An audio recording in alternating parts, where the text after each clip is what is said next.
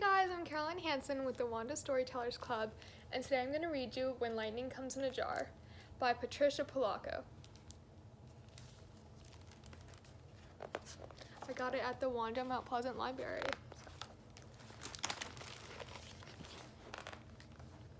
Today is my family reunion. I can hardly wait. My dad's side of the family will come soon. It's been ages since I've seen all of them. Before, our reunions were always at my grandmother's house, but this year it's going to be at mine. I'm so anxious to see my cousins, especially Lydia and Sandy. They will be wearing the same color that we always wear at our family reunions. They wore them at our last reunion. I remember that day. Grandmother and I stood in the front window waiting for my relatives to come. I can't wait to see them all, I said to her. I know, she answered. Would there be jello like there always is, I asked. Yes, she answered. And baseball and croquet like there always is? And bag rags, too. And will you tell stories like you always do? Might, grandmother said, looking up at the sky. And we might catch lightning in a jar. Lightning in a jar, I asked. This was new. And then my relatives started driving up by the carload, one after another. Finally, the car I was waiting for rolled up, and my 5 cousins piled out: Sandy, Freddie, Billy, Lydia, and Carl. Sandy, Lydia, and I squealed and ran for the porch swinging, just like we always did. We held hands and pushed the swing with our bare feet. We told secrets, and then we had kept for a whole year. I told them about the lightning in a jar.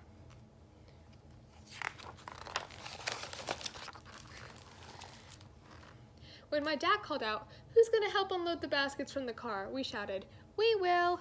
And we lugged baskets full and heavy onto the table in the maple grove. Wonder how many Jell-O salads there will be, my cousin asked. Gazillions. There always are, my cousin Billy answered. Sure enough, there were gazillions. They jumped and shook every time we bumped into the table.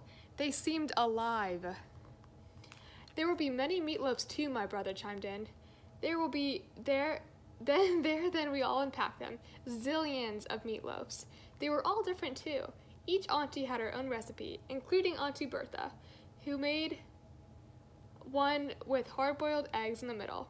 When we cut it, there was a perfectly sliced egg, like a giant eye. Our aunties and grandma fitted around the tables like butterflies, going from flower to flower. They perked up the lettuce or rearranged the tomatoes and set slices of meatloaf so they looked perfect.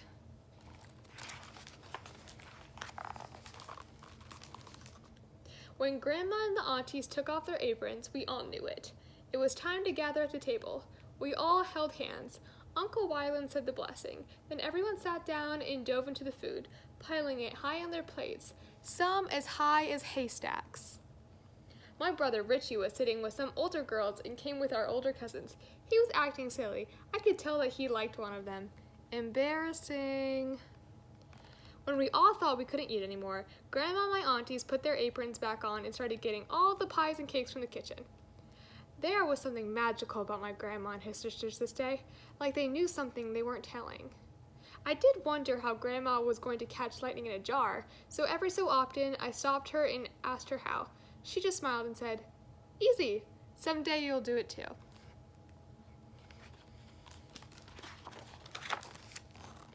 After we ate, it was time for our annual baseball game, my dad and uncles against the kids. "Batter up," my dad called as my cousin Billy stepped into the home plate. Luckily, he was on our team. He could hit anything, and he was out in the field. He leaped into the air and made impossible catches. "That kid can jump higher than a cow's back," my uncle used to say. First pitch out, Billy hit the ball so hard it clean disappeared. We thought we saw lightning as it hit the sky. Maybe the lightning was on its way. Was that what Grandma was going to catch in a jar? "I'm going to be the Detroit Tigers someday," Billy said that day. We all know that he most certainly would.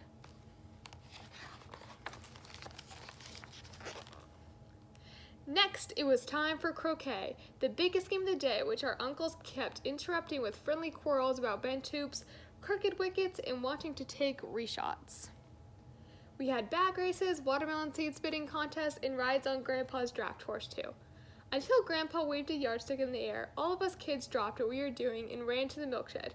We knew it was time to get measured. We did this every year.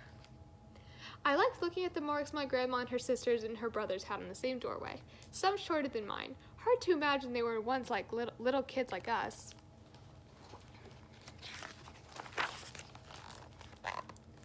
Aunt Bertha had gone to the house and fetched all the family's portrait albums. The auntie showed us old brown photos and pointed. That was their father, who saved souls as a cricket preacher when he wasn't farming. Look, there were their favorite horses. Their eyes sparkled when they showed us the wedding pictures. The aunties were all married in their mother's parlor. I watched Grandma tell us if she would summon the lightning from the sky. "It's time for our family photo," Aunt Iva said, calling out as she jumped up and grabbed her camera. We kids didn't like this part because it meant that any dirt from our faces would be scraped off with a hanky, and that our aunties had spit on, especially mine. "Everybody smile," Aunt Iva sang out.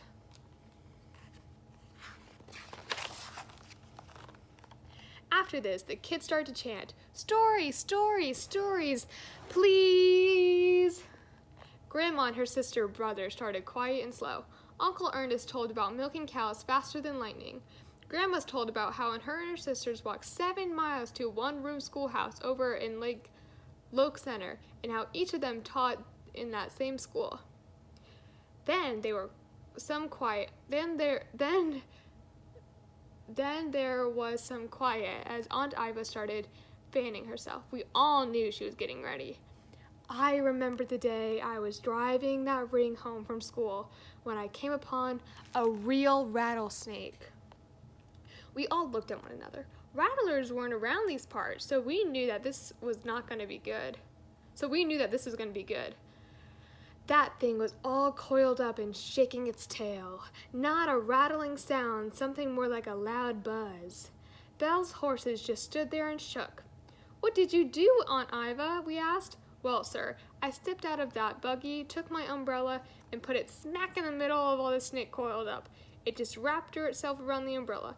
I knew if it struck me, I was a goner." We all leaned forward. "So I picked it up, gave the umbrella a sharp jerk, flung that snake off into Cecil Potter's field. Then I jumped into my buggy and galloped home, like the wind." All of my aunties and uncles laughed. Then a flicker of heat lightning sprang out onto the horizon.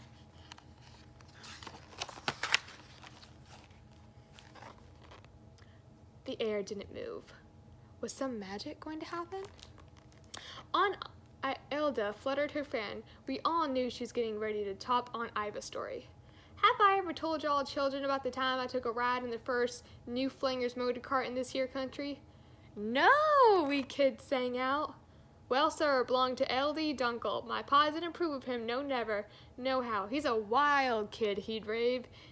"Don't never want you to see with the likes of him."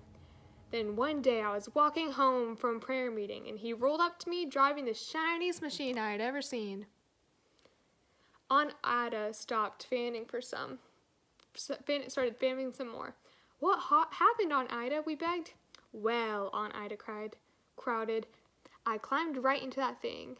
Eldy shifted the contraption, making a terrible sound, and that road steer almost slipped right out from under us.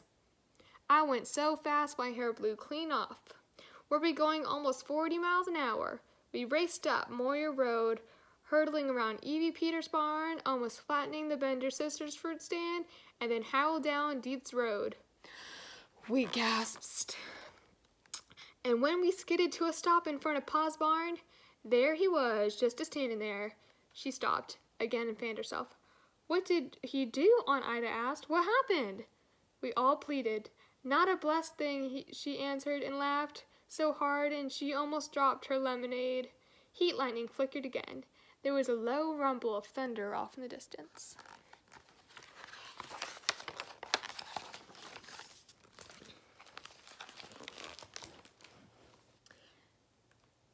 Now I watched my grandmother. She smiled and gave me a wink. It was her turn.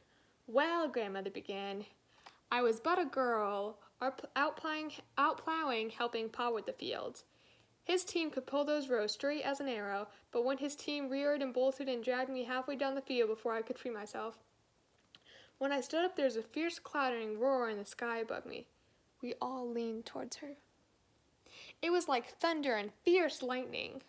She stopped and sipped her lemonade. What was it, Grandma? We kids begged. I looked up, waiting for the lightning. Well, sir, I couldn't believe what I was seeing above me. We crawled close to her knees. There was a giant dragonfly with 2 sets of wings, growling and roaring, pitching and rolling, spewing foul-smelling smoke. She leaned forward. It was the first ever flying machine in the state of Michigan. We all clapped with delight. That would have been the perfect time for the lightning to come, but it didn't. And it was almost dark. I whispered to Grandma, what about the lightning in a jar? She adjusted her glasses and gave me a look. Have the last rays of the sun left the grass? She asked. I looked real hard, yes. Then sit down, child.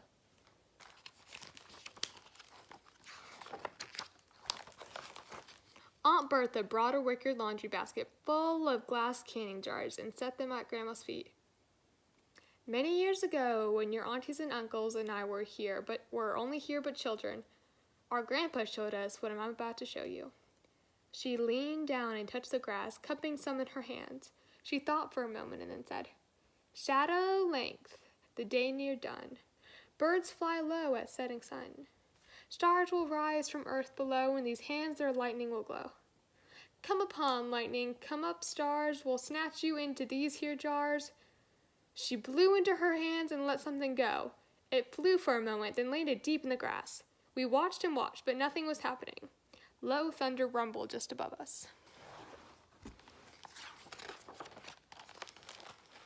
Look, my cousin Billy called out. A small burst of starlight puffed out into the grass. Then more and more drifted out from the carpet of lawn bench beneath our feet. Fireflies! We all cried out. We grabbed the jars and dashed on, and the dash was on to capture lightning and put it in the jar. Grandma gave us a knowing look and smiled. When everybody had gone home that night, Grandma and I sat on the porch swinging together. We looked at the flickering jar, and even though the fireflies were common in Michigan on summer nights, I had never seen this many in one night. And as long as I lived, I believe somehow Grandma called them, with her stories and her magic. That night seems so long ago, but the reunion is here again. My family is arriving now. My heart is racing. We'll eat scrumptious jello and meatloaf, play baseball and croquet, spit watermelon seeds, and scrawl new measurements on the milk house door jamb. We looked at photo albums and we laughed at some and cried at others. We will remember the stories of how Grandma saw the first flying machine and Aunt Iva conquered the Rattler. We'll talk about Billy and how he could have been a Detroit Tiger, but gave his life to his country in a faraway war. Then, when the sun is low and the shadows are long, we'll all sit and fan ourselves in the shade of the maple tree. Only a new crop of children will gather at our knees. My father, my grandmother, my aunts and uncles were no longer here. So now it is we who must tell their stories and bring them back from fleeting moments. Then I will show the children the magic that my grandma showed me. I'll call the stars from beneath their feet, and they rise in the warm night air. These children will leap as high as a cow's back to gather them. I'll send them home with full bellies, tired bones and flickering jars in their laps. Their hearts will be overflowed, full of lightning, put there by folks who loved them more than before they were even born. Grandma knew this well. She also knew that someday they would tell their children about all of us and all of the magic nights we had caught when we had caught lightning in a jar. So that's the book, When Lightning Comes in a Jar by Patricia Polacco. Super great illustrations, and I hope you guys enjoyed listening to me read it. It was super fun. Once again, I'm Caroline, and I hope I get to read and come on the YouTube channel again soon. Thank you. Bye.